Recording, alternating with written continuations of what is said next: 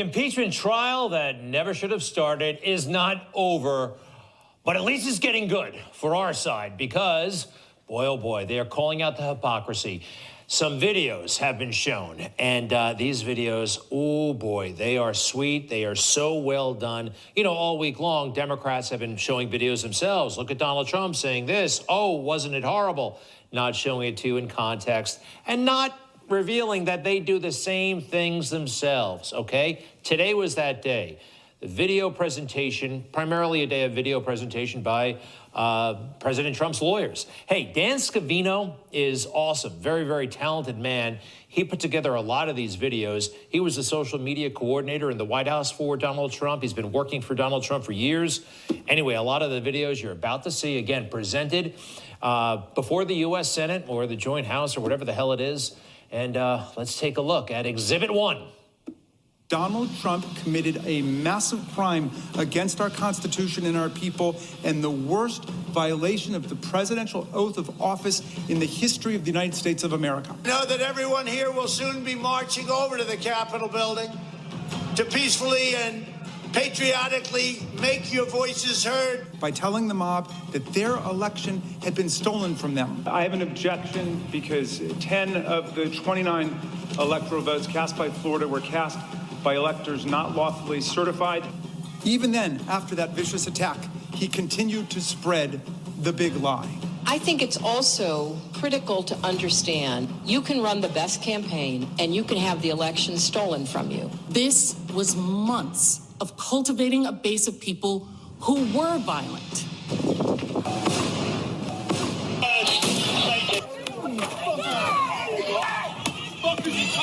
Praising that violence. And everyone beware. They're not going to let up, and they should not.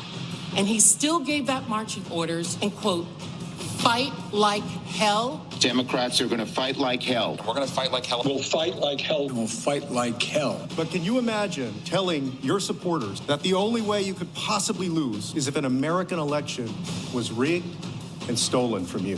And you can have the election stolen from you. And ask yourself whether you've ever seen anyone at any level of government make the same claim about their own election. And you can have the election stolen from you. And in the months the President made these statements, people listened. Armed supporters surrounded election officials' homes. The Secretary of State.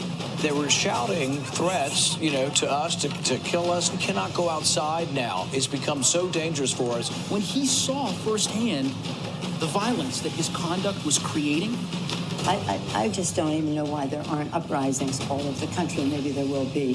He didn't condemn the violence, incited it further. They're not going to let up, and they should not. Great stuff, right? Great stuff. And the turnaround, I mean, they're actually using some of those lawyers who were making their case yesterday. They're including that in the video that the defense is putting forward. Great stuff. Hypocrisy is totally exposed. There's more. I am not showing you this video as some excuse for Mr. Trump's speech. This is not whataboutism. I am showing you this to make the point that all political speech must be protected. I just don't even know why there aren't uprisings all over the country. Maybe there will be. There needs to be unrest in the streets for as long as there's unrest in our lives. You got to be ready to throw a punch. You have to be ready to throw a punch. Donald Trump, I think you need to go back and punch him in the face. That I thought he should have punched him in the face. I feel like punching him. I'd like to take him behind the gym if I were in high school. If we were in high school, I'd take him behind the gym and beat the hell out of him. No, I wish we were in high school. I could take him behind the gym. I will go and take Trump out tonight. Take him out now. Okay. When was the last time an actor assassinated a president? They're still going to have to go out and put a bullet in Donald Trump. Show me where it says that protests are supposed to be polite and peaceful. And you push back on them, and you tell them they're not welcome anymore, anywhere. I have thought an awful lot about blowing up the White House. Please, get up in the face of some Congress people. People will do what they do. I want to tell you, Gorsuch, I want to tell you, Kavanaugh, you have released the whirlwind. and you will pay the price. We're going to go in there, we're going to impeach the This is just a warning to you Trumpers. Be careful. Walk lightly. And for those of you who are soldiers, make them pay. If you had to be stuck in an elevator with either President Trump, Mike Pence, or Jeff Sessions, who would it be? Does one of us have to come out alive?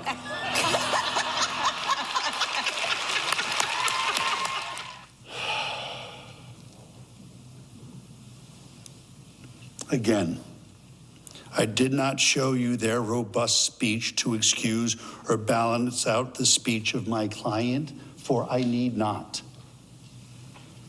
I showed you the video because in this political forum, all robust speech should be protected, and it should be protected evenly for all of us. By the way, that's Philadelphia lawyer Michael Van der Veen, and he was brilliant today. Common sense guy from outside the Beltway, and just magnificent. He led. We heard from Mr. Castro as well. He did an effective job, but a couple more videos. What do you say? We got time. Hit it. And did you tone down the rhetoric last summer when all of this was happening? Did you condemn the rioters? Or did you stand with Nancy Pelosi, who said, people are going to do what they're going to do? This is a movement, I'm telling you. They're not going to stop. And everyone beware, because they're not going to stop. They're not going to stop before Election Day in November, and they're not going to stop after.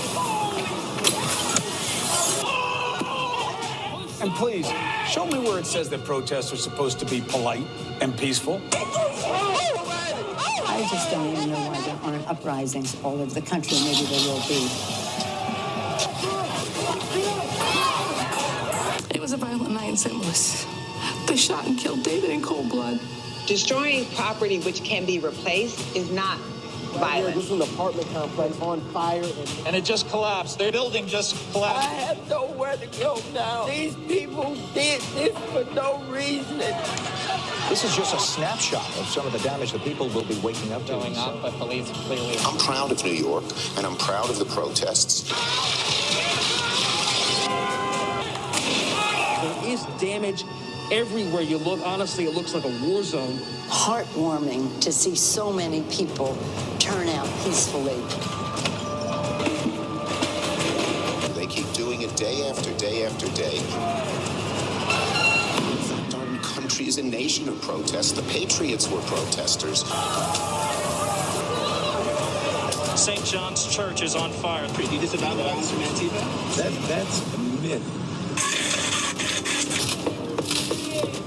I hope someone burns down your whole precinct with all y'all inside. It is not, generally speaking, unruly. And you push back on them. And you tell them they're not welcome anymore, anywhere. They're not going to let up, and they should not.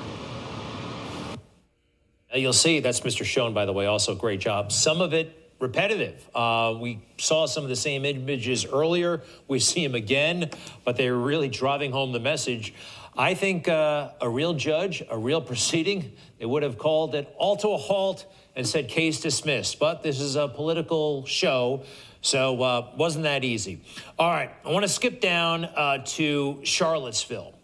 We actually have been pointing this out for months, but there are people who don't watch NewsMax who don't know that the media, Democrats, a huge chunk of our culture, and Joe Biden himself have been continually lying about Charlottesville, deliberately misleading what the president said about that horrible situation that day in the summer of 2017. Joe Biden based his entire campaign on a lie, and you're about to see that lie meticulously revealed. Charlottesville lie. Very fine people on both sides. Except that isn't all he said. And they knew it then, and they know it now. Watch this. But you also had people that were very fine people on both sides.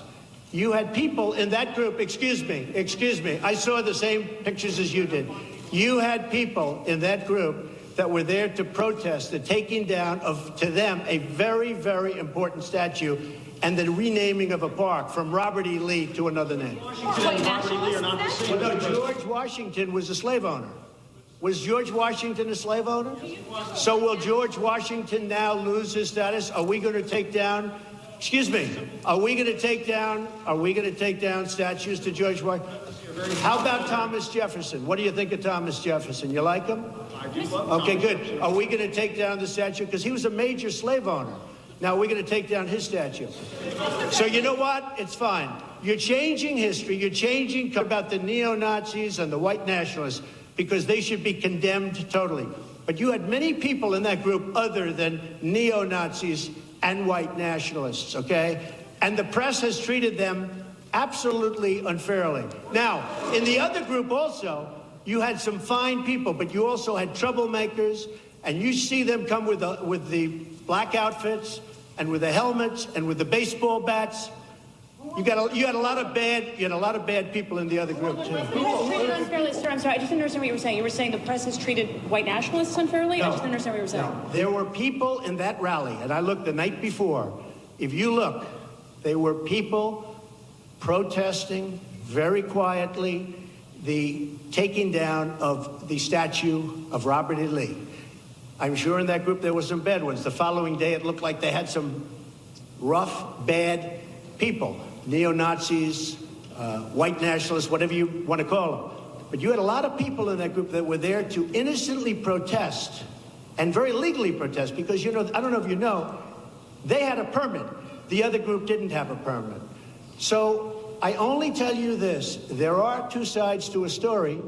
I thought what took place was a horrible moment for our country, a horrible moment. But there are two sides to the country. Does anybody have a final? Does anybody have, you have an infrastructure. What makes you think? This might be today the first time the news networks played those full remarks in their context. It's true. You can watch NBC News for years, 2 years, and you'll never see what you just saw. Now, I played it last night, actually, because I can't emphasize it enough. Joe Biden continues to tell the lie that that moment when Donald Trump said what he said, that's when he knew that he had to save this country and run for president. I couldn't, in my position on the Greg Kelly Report Show on NewsMax, ever mislead you, the viewer, by taking something out of context that anybody said the way Joe Biden has done to this president. I would never do that, I promise you. And if I do, I'll be sure to correct the record immediately. Okay, fair enough?